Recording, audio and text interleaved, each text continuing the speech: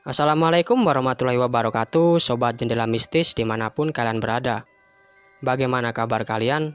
Semoga kalian senantiasa diberikan kesehatan dan dilancarkan rezekinya. Pada video kali ini, saya akan menceritakan pengalaman mistis yang dialami oleh Om Heru Survival. Bagi kalian yang suka mendaki gunung, pasti kalian sudah tahu dengan nama beliau. Beliau juga mempunyai channel YouTube yang bernama Heru Survival Communication. Nah, apabila kalian penasaran dengan channelnya Om Heru, silahkan mampir ke channelnya Om Heru. Untuk link YouTube-nya saya cantumkan di kolom deskripsi. Dan bagi kalian yang belum subscribe channel ini, silahkan subscribe mulai dari sekarang. Dan jangan lupa untuk tekan like, komen, dan share ke teman-teman kalian sebanyak mungkin, agar kami semangat dalam memberikan konten dan bisa memberikan informasi dan menghibur kalian. Tanpa berlama-lama, mari kita menuju ke ceritanya. Perkenalkan, nama saya Heru Survival asal Jakarta. Saat ini umur saya 48 tahun. Saya generasi Mapala zaman dulu, era tahun 90-an. Saya mulai aktif mendaki gunung lagi di tahun 2019 sampai saat ini. Setelah 20 tahunan absen dalam kegiatan petualangan, di sini saya ingin menceritakan kejadian mistis, nyata, dan sulit diterima oleh pikiran manusia. Dalam pendakian saya waktu itu ke Gunung Merapi, Jawa Tengah, di tahun 1992. Di kejadian tersebut teman saya sampai depresi berat, bahkan sempat dirawat di rumah sakit jiwa selama setahun di Jakarta. Usai kami turun mendaki dari gunung tersebut. Di cerita saya ini tokoh sentralnya adalah teman saya yang bernama Dion. Saya mendaki Gunung Merapi di tahun 1992 via Kaliurang bersama 3 orang teman, yaitu Dion, Kamal, dan Andri. Waktu saya masih kuliah di tahun kedua dan belum masuk Mapala. Pendakian itu dilakukan saat di liburan semester kuliah.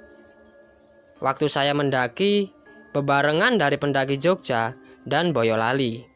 Pendakian ini memang dibayarin oleh teman saya yang bernama Dion, karena dia memang anak orang kaya, anak pejabat tapi suka mendaki gunung. Dion itu teman saya dari SMP, SMA, dan kuliahnya dia di Amerika. Dan saat waktu itu baru pertama kali saya mendaki Gunung Merapi. Peralatan pendakian saya, Kamal dan Andri, hanya ala kadarnya dan bermerek lokal. Hanya Dion yang mempunyai keril merek Karimor dan punya kompor gas. Waktu itu belum ada Ranger, adanya Kuncen, yaitu Mbah Marijan. Di base camp kami mempersiapkan segala kebutuhan logistik untuk pendakian nantinya. Kita ramah tamah dengan Sang Kuncen, tapi mata Sang Kuncen melihat saya dengan pandangan sangat tajam, seolah-olah menerawang, dan tiba-tiba Sang Kuncen bersikap menghormat kepada saya. Saya sendiri kaget, dikarenakan Mbah Marijan seperti mau sungkem kepada saya. Saya tidak mengerti bahasa Jawa. Kata teman saya si Kamal, saya masih ada keturunan dari terah kerajaan Majapahit terakhir, kata Mbah Marijan. Saya diam saja dan merangkul Sang Kuncen agar tidak menghormat kepada saya. Gak enak dilihat sama orang-orang, karena saya orang biasa saja. Mbah, saya orang biasa saja. Saya bukan siapa-siapa. Jadi Mbah tidak usah menghormat kepada saya. Justru saya yang lebih hormat kepada yang lebih tua, kata saya.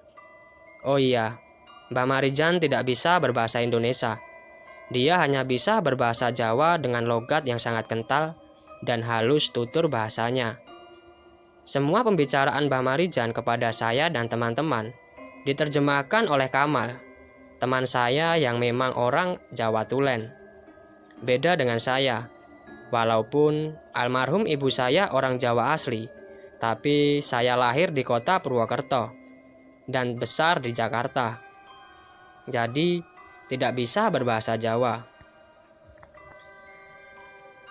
Yang jadi perhatian dari semua pendaki, Kuncen dan saya adalah si Dion ini. Dia membawa sebuah ketapel besi. Memang saya tahu kalau Dion itu hobinya berburu dan jago menembak selama di Amerika sana. Pikir saya, buat apa sih ini anak bawa ketapel untuk mendaki gunung?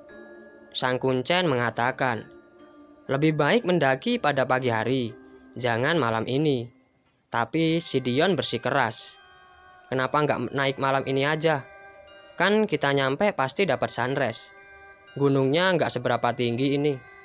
Memang sombong sekali anak ini, karena anak pejabat. Tapi dia baik dengan teman-teman dan tidak pelit. Setelah saya bujuk, akhirnya Dion mau menuruti saran saya untuk mengikuti anjuran Sang Kuncen untuk mendaki di pagi hari. Tidak lama kemudian, ada beberapa pendaki yang datang dan meminta izin untuk sholat Isya di tempatnya Mbah Marijan. Dan ada beberapa di antaranya, ada yang mengajak untuk sholat Isya berjamaah. Tetapi Mbah Marijan hanya tersenyum dan berkata, "Monggo silahkan." Tidak lama kemudian, tiba-tiba kita mendengar suara teriakan. Ternyata ada pendaki wanita yang sedang pingsan. Entah apa penyebabnya. Begitu si pendaki wanita sudah siuman, dia pun berkata, dia melihat sosok Mbah Marijan sedang sholat di dalam. Satunya lagi, sosok Mbah Marijan sedang ngobrol-ngobrol dengan saya dan teman-teman. Makanya dia kaget, lalu pingsan. Lalu siapakah sosok asli Mbah Marijan saat itu? Apakah yang sedang sholat, atau yang sedang mengobrol dengan saya dan teman-teman? Mbah Marijan hanya senyum-senyum saja. Tidak lama kemudian dia masuk ke dalam. Saya dan teman-teman ngobrol sembari minum kopi dan makan singkong rebus dengan enaknya. Saya sendiri kaget. Begitu Mbah Marijan keluar dari kamarnya dan melanjutkan ngobrol dengan kami. Beliau memakai kemeja warna putih gading, memakai blangkon di kepalanya, dan memakai sarung khas Jawa dengan motif baru. Seperti pakaian tersebut sangat baru dan wangi sekali. Saya bertanya dengan Mbah Marijan, "Mbah, kenapa ganti baju? Kok rapi sekali malam ini?" Mbah Marijan berkata, "Masa bertemu priai atau yang masih ada terah kerajaan, saya berpakaian biasa. Saya harus menghormati Den Mas Heru yang masih ada terah kerajaan, mampir ke gubuk saya." Begitu beliau berkata sembari tangannya bersedekap di dada, seperti sungkem kepada saya. Saya sangat kaget. "Mbah, tidak usah berlebihan begitu kepada saya." Sembari merangkul kepada Mbah Marijan, agar beliau tidak usah menghormat kepada saya, karena saya orang biasa. Saya waktu itu tidak tahu silsilah kerajaan. Itu dari almarhum ibu saya. Saya tahunya ketika berumur 40 tahun di tahun 2013. Waktu saya bingung dan bertanya dalam hati, maksud dari Mbah Marijan ini saya masih ada terah kerajaan dari ibu saya? Kenapa Mbah Marijan manggil saya Den Mas? Padahal di keluarga saya tidak ada satupun anak-anaknya yang memakai gelar bangsawan di depan namanya. Kita ngobrol-ngobrol santai dan akhirnya kantuk pun menyerang. Mbah Marijan berkata, "Ya wes, Den Mas Heru dan teman-teman silahkan beristirahat di gubuk saya. Mohon maaf tidak bisa menjamu Den Mas Heru dan teman-teman dengan baik." Sembari tangannya bersedekap di dada. Lagi-lagi saya berkata, "Mbah, tidak usah begitu kepada saya. Saya orang biasa saja, bukan siapa-siapa. Dan Mbah tidak usah menghormat kepada saya. Saya jadi risih Mbah dilihat oleh teman-teman." Mbah Marijan hanya senyum-senyum saja. Singkat cerita, malam itu kita istirahat di base camp dan tidur nyenyak dan tidak mengalami gangguan apapun. Pagi hari waktu itu hari Rabu, setelah kita sarapan jam tujuan. Kira-kira jam 8 kita start mulai mendaki. Tidak lupa kita berdoa dahulu sebelum pendakian. Pos demi pos kita lewati mulai dari medan landai sampai medan terjal. Vegetasi pohon waktu itu masih rapat, mulai dari yang berpasir dan berbatu. diselingi dengan istirahat dan merokok serta minum. Pendakian kita waktu itu santai sekali dan tidak dikejar waktu. Namun pas kita jalan, kok kayaknya jalannya rekan-rekan pada cepet-cepet semua sih. Singkat cerita, kita sampai di Pasar Bubrah kira-kira jam 5 sore. Kita mendirikan tenda dan mulai masak-masak serta bikin kopi. Diselingi obrolan santai dengan para pendaki sembari mengobrol dan merokok. Nah, si Dion ini pengen banget naik ke puncak Garuda Gunung Merapi karena pingin dapat foto sunset di sore hari itu. Dia mengatakan, "Ayolah kita muncak, paling cuman sejaman doang. Udah kelihatan tuh puncak Merapinya dari sini." Namun ada mendaki yang baru turun muncak mengatakan bahwa jangan, karena kawah Merapi sedang mengeluarkan uap beracun. Akhirnya si Dion ini diam saja sembari memainkan ketapel besinya. Si Dion begitu lihat Pasar Bubrah dan lapangan luas, dia mengatakan, "Wah, enak nih lapangan, luas, kita bisa main bola di sini." Sembari ambil batu gunung dan ditendang-tendang. Saya bilang, "Jangan sembarangan di gunung ini." Dia malah marah kepada saya. "Apa sih lo? Percaya banget sama mistis? Di Amerika gua naik gunung gak ada serem-seremnya." Saya bilang, "Terserah lo deh, kan lu bosnya." Dian duduk di salah satu batu besar. Tiba-tiba ada seorang pendaki yang bisa melihat ada beberapa sosok tinggi besar yang duduk diam berdiri di batu tersebut. Tapi si Dion tidak mengindahkan. Dia duduk dengan santai di batu besar itu sembari merokok, minum kopi dan memainkan ketapel sembari nyelepet-nyelepet dengan batu ke arah mana saja. Tentunya ini sangat berbahaya sekali, karena saya dan teman-teman takut nanti batu itu kena pendaki yang lain yang sedang melintas atau kena tenda pendaki lain yang ada di pos Pasar Bubrah. Nah, tiba-tiba Dion terjatuh, seolah-olah ada yang jorokin dia. Padahal posisi kita sangat jauh dari dia.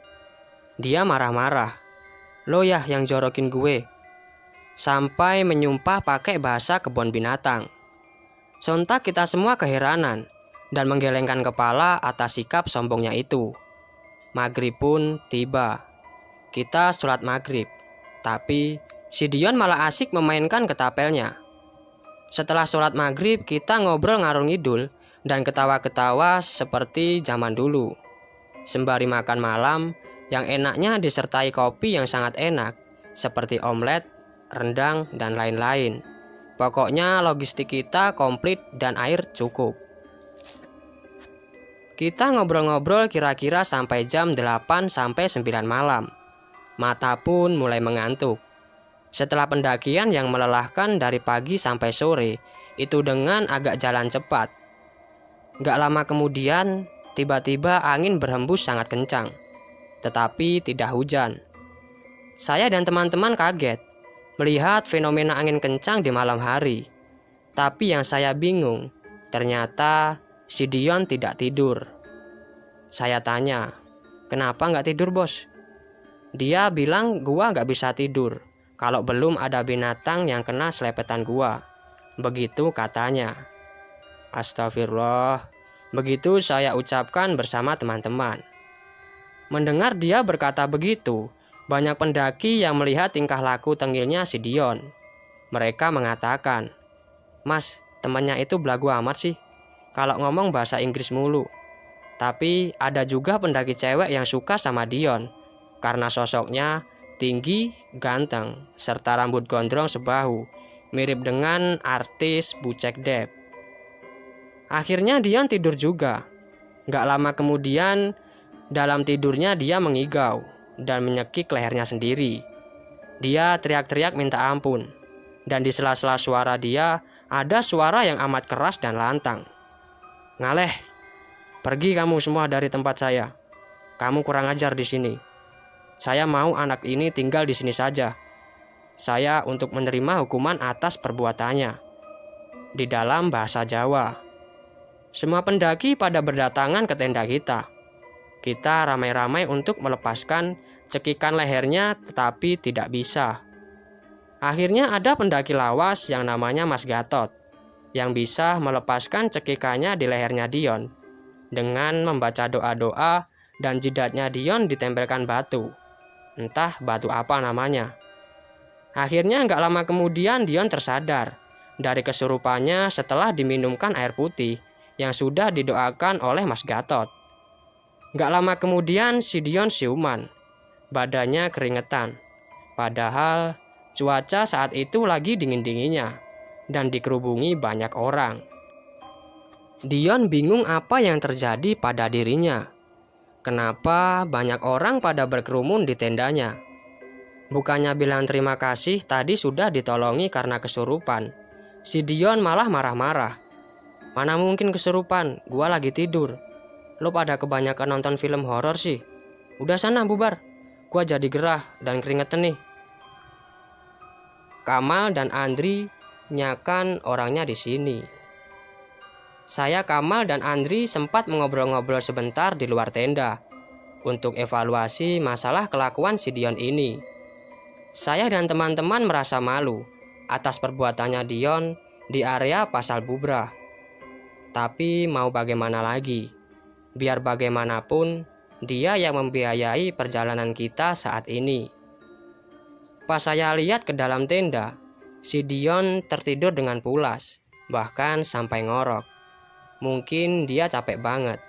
Setelah merokok 1 batang, saya mencoba untuk tidur.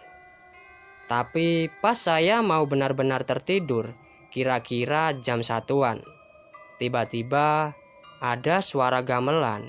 Sontak saya dan Andri terbangun dan keluar tenda. Saya dan Andri melihat rombongan pasukan berkuda muncul dari arah pohon besar di bawah pinggiran Pasar Bubrah.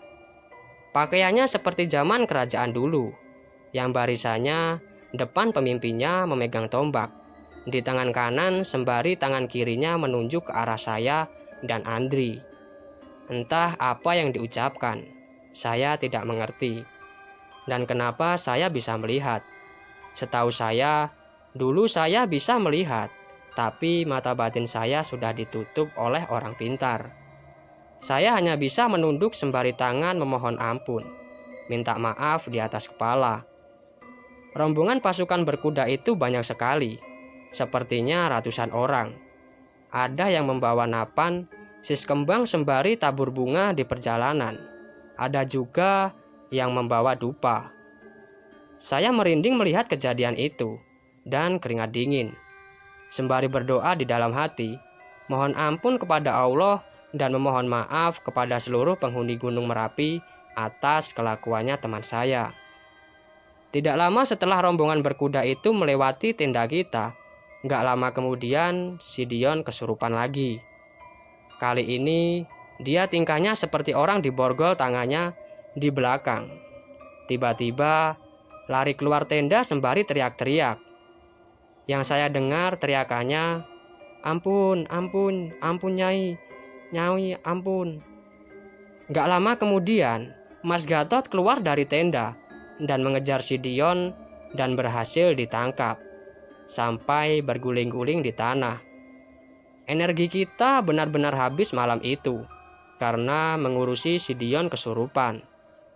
Si Dion akhirnya bisa disadarkan oleh Mas Gatot. Kejadian itu sampai setengah jam lamanya. Mas Gatot menenangkan Dion sampai setengah jaman. Dibantu sama kita juga berdoa ayat yang kami hafal. Singkat cerita, setelah kejadian itu, saya dan teman-teman gak enak dengan Mas Gatot. Karena dia sudah membantu dan merepotkan beliau. Karena beliau sedang bawa rombongan pendaki juga. Akhirnya kita istirahat dan tertidur lelap sekitar jam 3 pagi. Hari Kamis kita bangun jam 9 pagi. Otomatis kita tidak dapat menikmati sunrise karena bangun kesiangan. Nggak lama kemudian kita sarapan dan siap-siap muncak ke puncak Garuda Merapi. Akhirnya kita sampai di puncak Garuda yang runcing itu kira-kira jam 11-an. Puncak Merapi sangatlah indah. Nampak Gunung Merbabu, Sindoro, Sumbing begitu indahnya terlihat sangat jelas ketika siang hari. Dion sangat senang bisa mencapai puncak Garuda. Tak lupa kita foto-foto dan makan-makan, serta ngerokok di atas puncak. Kurang lebih setengah jaman, jam 1 pun kita turun ke Pasar Bubrah, istirahat sebentar, dan beberes peralatan masak, tenda, dan lain-lain. Mas Gatot sudah berberes-beres dan bersiap turun membawa rombongannya. Dia berpesan, kalau turun, konsentrasi, dan tetap jalan terus, jangan hiraukan panggilan suara apapun itu. Saat kita turun gunung, hanya rombongan saya yang terakhir. Yang lainnya sudah turun. Setelah kita beberes dan turun kira-kira jam 2 siang dari Pasar Bubrah. Nah, selama kita turun, si Dion memainkan ketapelnya dan menyelepet burung-burung di hutan. Dion tertawa-tertawa begitu menyelepet binatang di hutan itu. Sampai akhirnya kita tidak sadar masuk kawasan hutan patok alap-alap. Sepanjang perjalanan turun, Dion menyelepet dengan ketapelnya. Akhirnya mengenai sasaran dan burung itu jatuh.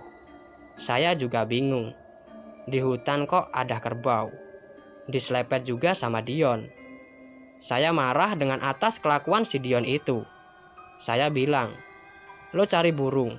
Itu kalau burung lu mati, lu harus makan dagingnya. Gak boleh dibiarkan menggeletak di hutan itu. Saya, Kamal, dan Andri mencari di mana burung itu jatuh, tapi tidak ketemu. Selama beberapa jam dan akhirnya menyadari, ternyata kita sudah keluar dari jalur turun dan hari sudah sore sekitar jam 5-an. Akhirnya kita mendirikan tenda dan gak mungkin juga untuk turun malam itu karena kabut sangat tebal. Saya dan teman-teman merinding saat mendirikan tenda di hutan patok alap-alap itu. Bukan karena mistisnya hutan itu, melainkan tingkah lakunya kita kontrol. Sempat kita berdebat sengit karena kelakuan si Dion itu. Di sekeliling tenda kita pohonnya besar semua. Saya hanya berdoa dalam hati agar diberi keselamatan oleh Allah Subhanahu wa Ta'ala. Kita makan malam dan ngopi-ngopi sembari evaluasi kenapa kita bisa keluar dari jalur itu. Akhirnya perdebatan kita ganti topik. Pembicaraan yang ringan-ringan saja seputar pendakian mana saja yang sudah kita lalui. Si Dion tetap dengan kesombongannya, sembari cerita-cerita pengalaman dia berburu waktu di Amerika. Suasana malam itu mencekam, tapi akhirnya kita menyalakan api unggun dari ranting-ranting kayu yang sudah patah. Saya melihat penampakan sosok orang berjubah, tinggi besar di balik pohon besar. Tapi saya hanya diam saja, sembari merokok dan minum kopi. Tidak lama kemudian kita tertidur. Tiba-tiba malam itu tenda kita ada yang menggaruk-garuk. Mungkin binatang buas, tapi tidak ada suaranya. Dion tertidur di ujung tenda. Andri di sebelah Dion, dan Kamal tidur di luar tenda dengan sleeping bag-nya. Saya tertidur di depan pintu tenda. Tiba-tiba ada kelihatan tangan besar dengan kuku yang sangat panjang sekali, dan Dion ditarik oleh sesosok makhluk besar tinggi itu. Menarik dan menyeret badan Dion sampai keluar tenda. Andri berteriak, tapi tidak bisa menggapai badan si Dion yang ditarik oleh makhluk tinggi besar itu. Ke dalam tengah hutan, di balik pohon-pohon besar itu. Gak lama kemudian saya, Kamal, dan Andri keluar tenda dan mencari Dion dan berteriak-teriak memanggil namanya. Setelah beberapa jam, tidak ada hasil yang kita dapatkan. Dengan napas-napas yang terengah dan keringetan, saya bilang, celaka kalau sampai Dion gak bisa kita temukan. Apa yang mesti kita katakan kepada orang tuanya? Bisa-bisa kita ditahan sama polisi. Kami semua diam, tidak tahu apa yang harus dilakukan. Fisik sudah terkuras habis. Kamal berkata, Kita istirahat saja. Besok kita lanjutkan pencarian Dion dan turun ke base camp untuk melaporkan kejadian ini. Lama kita terdiam sembari merokok. Kepunyaan Dion. Waktu itu dia bawa rokok banyak sekali.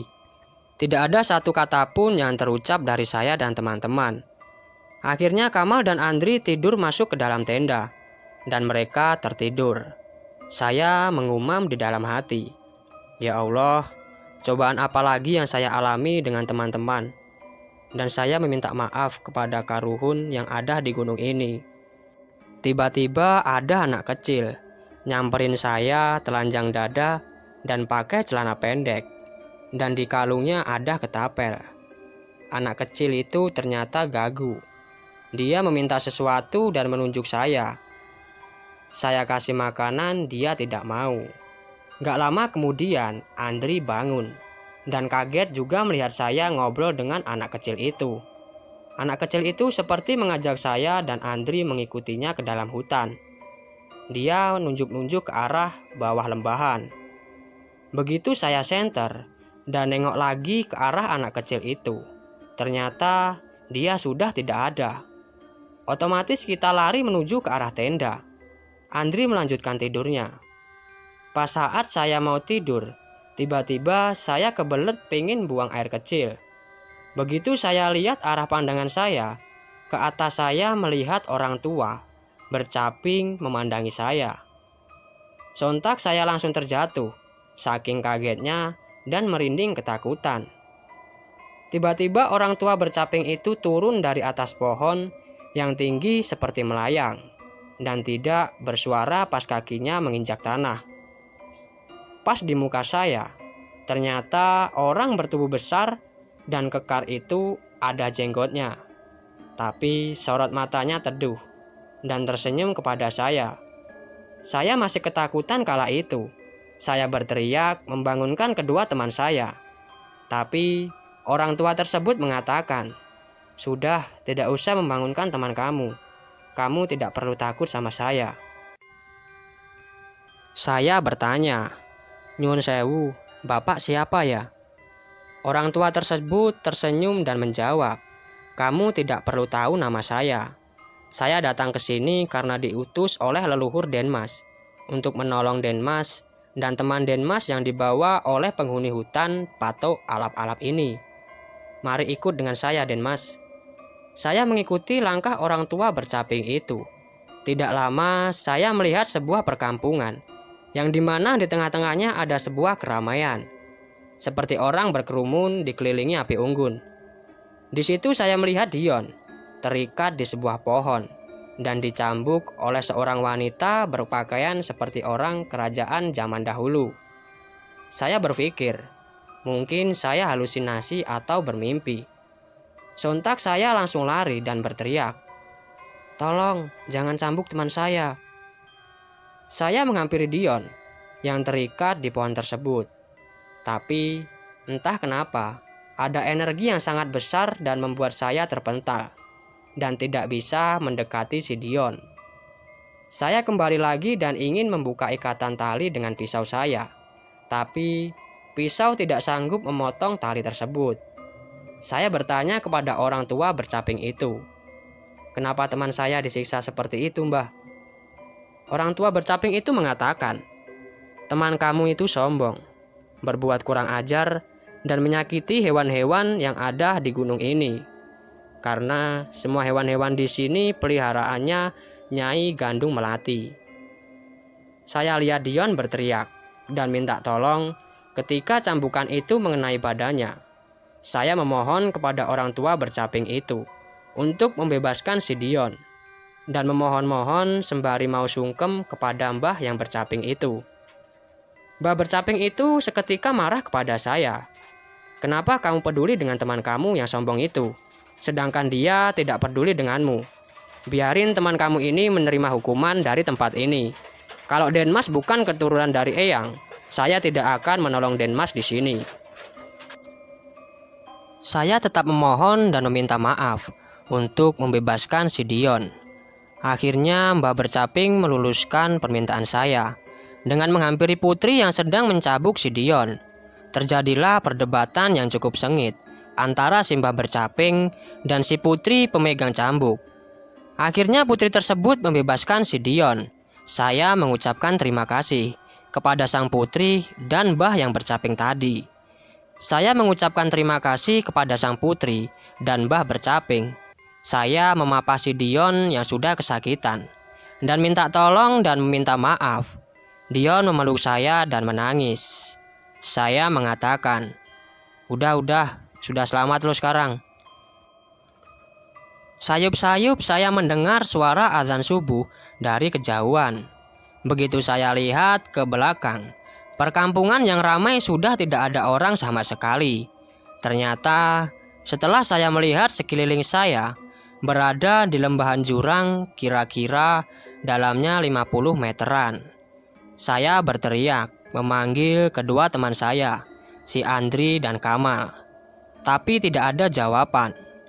Akhirnya saya teringat ada peluit yang dikalungkan di leher saya. Saya tiup peluit sekencang-kencangnya. Tidak lama kemudian ada suara si Kamal dan Andri. Akhirnya mereka berdua turun dan menolong saya dan Dion. Sampailah kita ke tenda. Dion kita masukkan ke dalam tenda dan diberi minuman hangat oleh Andri. Dion tertidur pulas. Saya tidak bisa berkata apa-apa karena badan saya capek sekali. Makanya saya tidak berselera, yang ada hanya ingin minum dan merokok saja. Kita beristirahat jam. Gak lama kemudian kita terbangun karena si Dion teriak-teriak, tapi bukan kesurupan. Tapi gak ada suaranya alias gagu atau bisu. Akhirnya kita turun setelah membereskan semua peralatan. Di tengah-tengah perjalanan turun, kita bertemu pendaki. Pendaki tersebut mengatakan, "Mas, kemarin yang terakhir turun ya?" Saya jawab, "Iya." "Dicariin sama Mas Gatot, kok nggak nyampe-nyampe?" Saya bilang saja kalau kami nyasar dan bermalam lagi di hutan.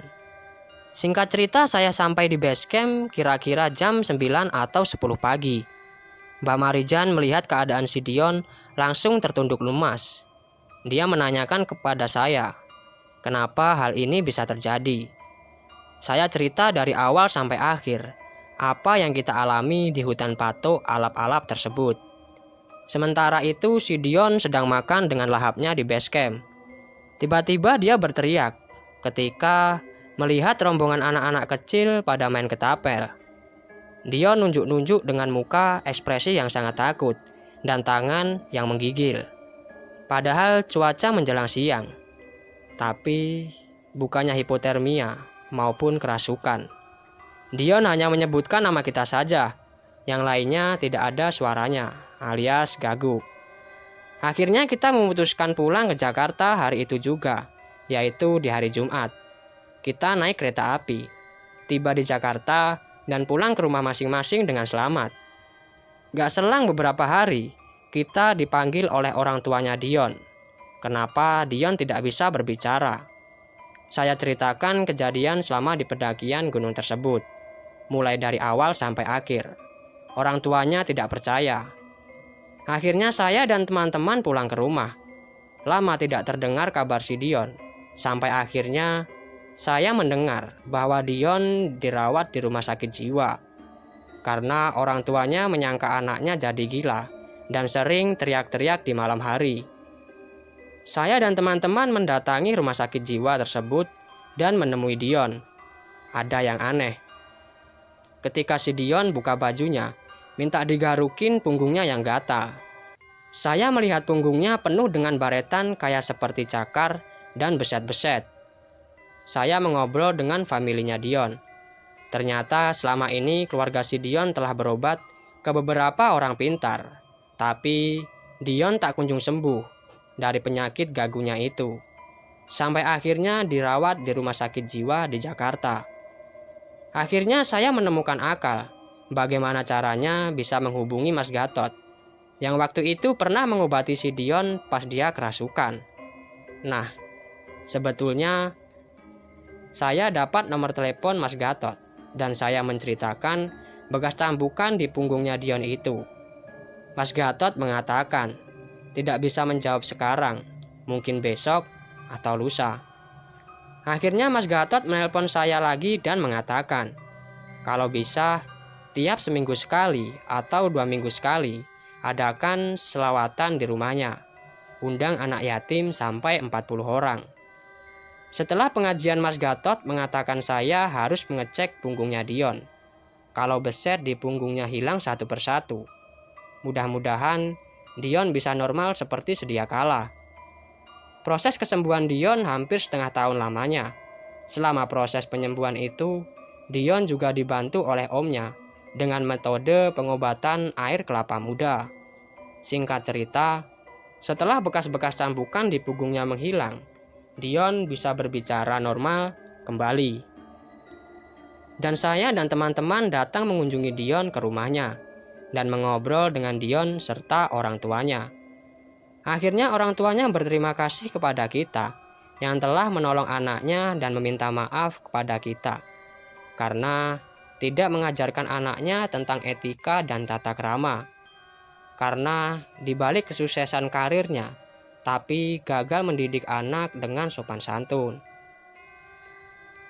Singkat cerita, Dion mengucapkan terima kasih kepada saya, Kamal dan Andri. Saya ajak Dion bercanda dengan mengatakan, "Lo masih mau naik gunung lagi dengan kita nggak?"